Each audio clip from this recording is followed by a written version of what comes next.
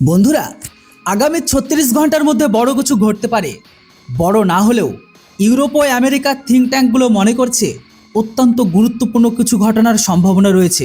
হ্যাঁ, এই কথাগুলো বলা হচ্ছে কারণ এই এক মহিলা ইরানকে নিয়ে এমন একটি বক্তব্য দিয়েছেন যা শুনে ইরানের সর্বোচ্চ নেতা আয়াতুল্লাহ আলী খামেনি চিন্তায় পড়ে গেছেন।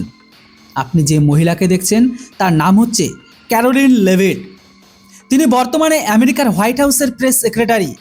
এই ক্যারোলিন লেভিট সরাসরি ইরানকে হুমকি দিয়ে বলেছেন, যদি ইরানের সর্বোচ্চ নেতা ইরানের নিরীহ মানুষদের হত্যা বন্ধ না করেন তাহলে আমেরিকা বড় ধরনের পদক্ষেপ নেবে, এমনকি সেটা আগামী ৩৬ ঘন্টার মধ্যেই। মূলত ইরান সরকার একটি আদেশকে জারি করেছে যার আওতায় ইরানিয়ান রেভলিউশনারি গার্ড এখনও পর্যন্ত প্রায় ২৫,০০০ বিক্ষোভকারীকে আটক করেছে যারা খামেনির বিরুদ্ধে প্রতিবাদ করেছিল।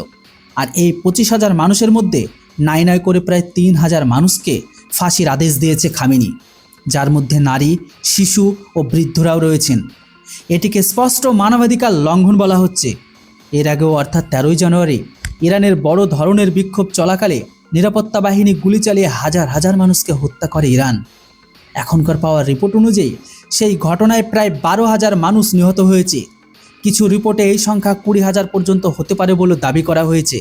আর এটিকে ইরানের সমসাময়িক ইতিহাসের সবচেয়ে বড় গণহত্যা বলা হচ্ছে।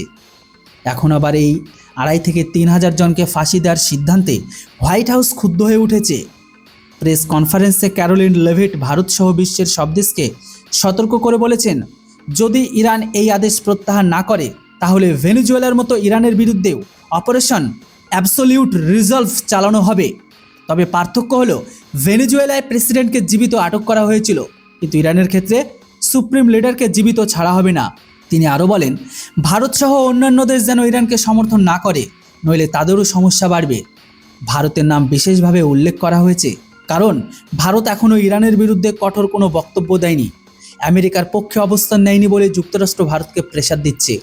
তবে বাস্তবে ভারতের নিরপেক্ষ অবস্থান আছে, এমনকি ইরানে আটকে পড়া ভারতীয় নাগরিকদের নিরাপদে ফেরানোর চেষ্টা করছে। কারণ ভারত যদি সরাসরি ইরানের বিরোধিতা করে তাহলে ইরানে থাকা ভারতীয়দের জীবন বিপন্ন হতে পারে। কিন্তু প্রেস সেক্রেটারি এসব বোঝার বদলে শুধু ভারতকে হুমকি দিতেই ব্যস্ত।